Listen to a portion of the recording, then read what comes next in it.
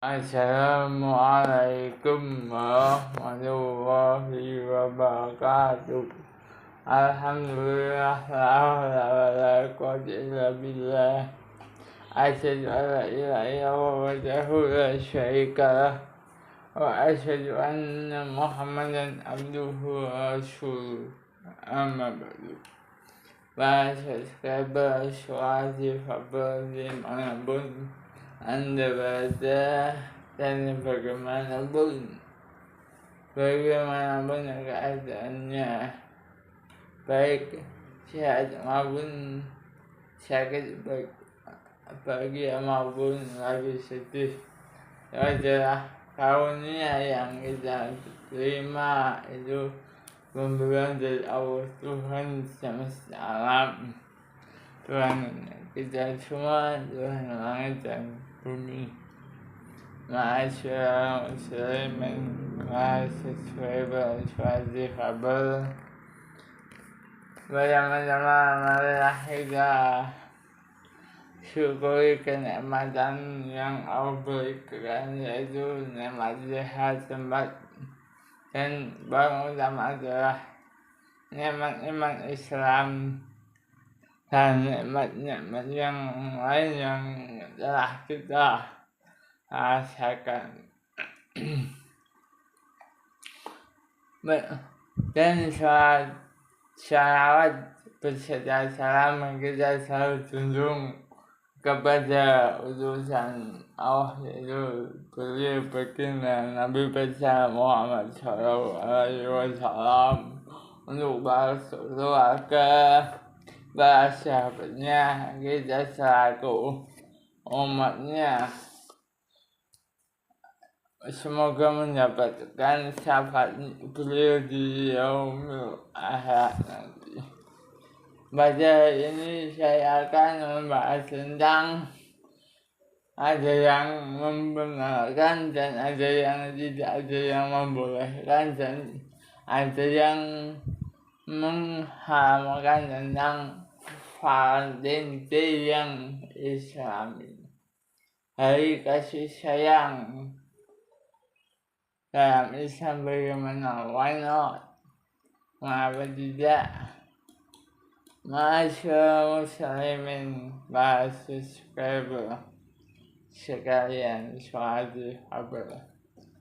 Di antara hal yang selalu diributkan umat Islam di Indonesia menjelang atau hari ini adalah kita lewatkan pada pertengahan bulan Februari adalah fenomena perayaan hari Valentine Day, hari kasih sayang. Kontra pun terjadi di tengah-tengah masyarakat. Ada yang menolak, bahkan mengamukan, dan ada yang memperbolehkan, yang tentu dalam batas-batas tertentu. Wajar kalau sebuah penelitian mendapatkan penelusuran Valentine Day setiap bulan kedua tanggal 13 tanggal 13 Februari diperingatkan dan dengan 20.000 lebih pencarian. Hari Valentine dalam bahasa Inggris ada Valentine, ada disebut dengan hari kasih sayang, pada dirayakan pada pertengahan bulan sekitar tanggal 14 Februari. Sebagaimana definisi dari beberapa sumber, saya ambil dari Wikipedia. disclaimer dari Wikipedia. Hari Valentine adalah sebuah hari di mana para kekasih dan mereka yang sedang jatuh cinta menyatakan cintanya di barat ke orang tua sama anaknya, suami sama istri, pacar sama pacarnya. Hari Valentine ini sering diasosiasikan dengan para pencinta yang saling bertukar tanda atau simbol dalam bentuk Valentine. Simbol modern Valentine anda masuk sebuah kado berbentuk hati dan gambar sebuah cupindu Inggris. Cupindu bergambar sayap mulai dari abad ke-19.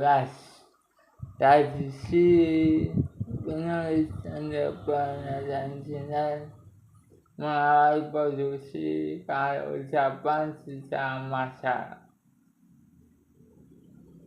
The greeting card asosiasi kata ucapan di Amerika Serikat memperkirakan seluruh dunia sekitar 1 miliar kado Valentine dikirim per tahun. Di Amerika Serikat pada paruh kedua abad ke-20, tulis di kanal Wikipedia tradisi bertukar kado diperluas dalam bentuk bola pemberian segala macam hadiah seperti coklat atau tas yang biasanya diberikan oleh pria kepada wanita istri. Jadi pengen hadiah ini, hadiahnya bisa berupa mama dan coklat. Mulai tahun 1980-an, industri pilihan yang mulai mempromosikan hari Valentine sebagai kesempatan untuk memberikan perhiasan. Di Indonesia sendiri pada subscriber, mungkin subscriber suatu favorit Indonesia, saya mulai dari dan diekspresikan dengan berbagai cara. Ada yang cukup dengan saling memberi ucapan tukar hadiah atau lagu kencan, bahkan yang paling ekstrim dijadikan ajak untuk mesum dari saling melepaskan kasih sayang atau sang orang saling mengasihi kepada orang tuanya. Namun saya memprediksi bahwa masih banyak pelajar dan remaja saat ini kita yang mengekspresikan dengan cara biasa saja, yaitu saling memberi coklat atau hadiah yang merupakan korban dari tren yang biasa jadi korban sejak SMP. Siapa nih? Ayo, pemuda-pemudi. Jadi jika tidak lebih mendalam, hari Valentine ada Valentine di Indonesia yang sudah menjadi budaya khususnya di kalangan remaja. Tidak serta-merta dimaknai secara teologis bahwa itu berasal dari tradisi non-muslim. Juga tidak serta-merta harus dihukumi secara fikih bahwa itu tersabut dengan budaya yang tak islami. Lebih dari itu, hari Valentine harus dilihat dari kacamata budaya dan substansi baru kemudian bisa dihukumi. Jika harus dihukumi, maka Valentine hanyalah sebuah bungkus para subscriber Spotify. Seperti layaknya hukum infotainment, tinggal apakah isinya. Jika dalam kasus infotainment di televisi ada medsos yang seperti di Indonesia macam-macam, ada yang sekedar memberitakan keseharian para selebriti. Ini khususnya maupun masyarakat umum, itu boleh-boleh saja. Namun jika sudah masuk dapat fitnah dan mengumbar keburukan dan bahkan gosip, yaitu yang dilarang. Hari Valentine pun sayang yang tidak dilarang agama, maka itu sah-sah saja. Seperti banyak umat Islam menggunakan kalender minggu dan hiburan-hiburan non-hijriah untuk berbagai kegiatan tergantung pada perilaku kita sendiri pada subscriber saat difabel dimanapun Anda berada. Valentine untuk generasi muda Islam, kita maklumi bersama bahwa secara historis Islam memang sudah punya hari Valentine. Bahasa subscriber khusus difabel, yaitu hari pembebasan kota suci di Makkah sana.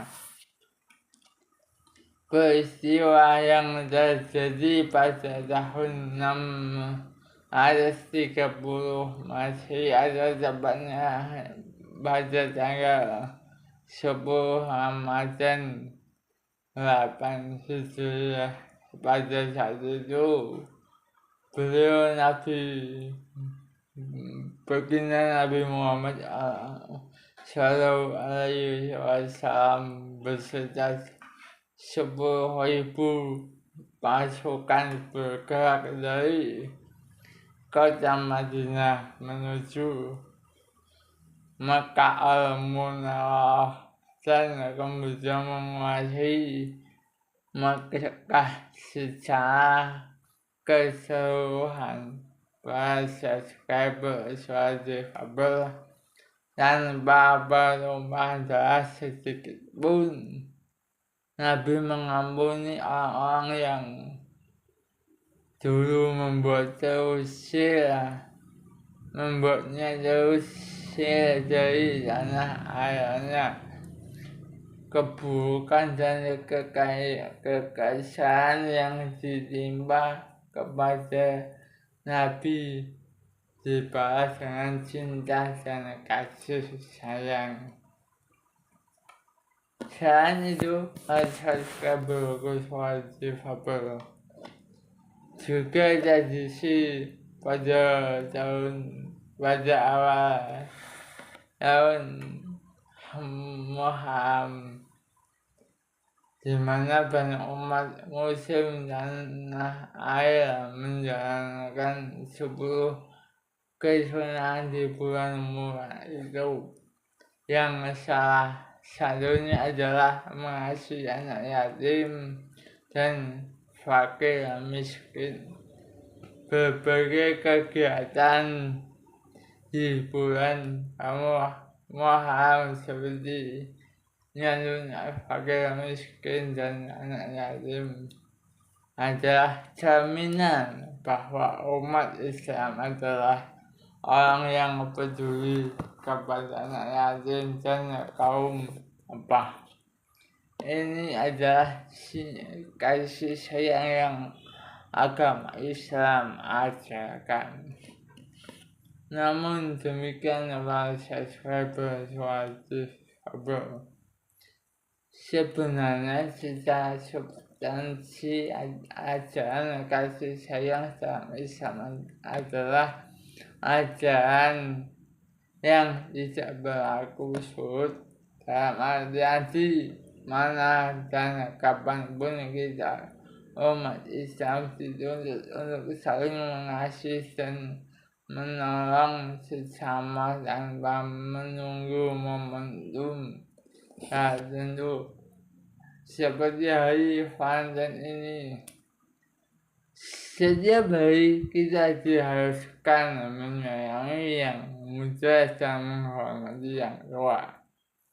Terlebih lagi kepada orang tua kita sendiri, para subscriber Suara Difabel. Tetapi juga tidak melarang adanya tradisi atau momentum tahunan yang di Indonesia ini berlaku, seperti tradisi silaturahim, halal bihalal, tahlilan, dan sebagainya. Nah, berangkat dari keterangan di atas, bagaimana sebaiknya generasi muda Islami menyikapi hari Valentine atau kasih sayang. Para subscriber yang perlu kita ingat bahwa generasi muda Islam, khususnya kaum muda, disclaimer, kaum muda NU seperti Ansar atau sebagainya, muda-mudi, atau bagi kaum organisasi lain tak perlu mengutuk hari kasih sayang tersebut, karena itu tidak hanya soal sejarah dan budaya, namun juga industri semakin digemborkan, mereka akan semakin laris jualan sholat, jika dikutuk-kutuk bahkan dengan fatwa sekalipun, itu justru tidak memberikan solusi yang cerdas. Alih-alih justru upaya yang sia-sia. Intinya hari Valentine adalah hari kasih sayang hanya sebuah label dan bungkus. Isinya itulah tugas generasi muda Islam yang untuk mengisi dan merayakan dengan hal yang tak bertentangan dengan agama. Jika hanya memberi kado dan hadiah lain, saya sekira selaku admin Suara Difabel itu tak masalah. Berikutnya adalah generasi muda Islami, khususnya di kalangan masyarakat pemuda NU atau pemuda di organisasi yang lain mesti bisa memiliki budaya dengan hari Valentine yang isinya positif, konstruktif, dan inspiratif. Misalnya membuat konten dengan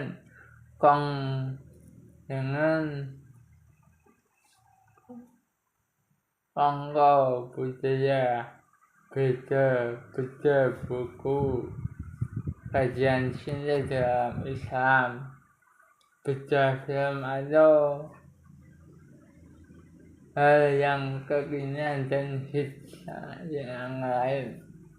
Jangan begitu bungkus yang memang dari budaya barat itu kita filter menjadi budaya yang secara substansi tak bertentangan dengan ajaran Islam itu sendiri. Pak subscribers soal difabel, mengapa tidak para subscriber soal difabel?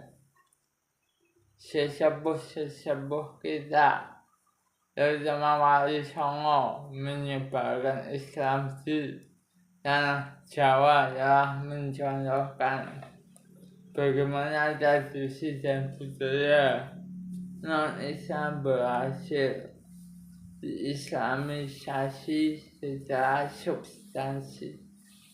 Sebagai contoh, wayang yang dulunya hanya dikenal dengan wayang beber diubah secara evolusioner, bentuknya menjadi wayang kulit, bahkan isinya dengan cerita yang mendekatkan kepada ajaran tauhid.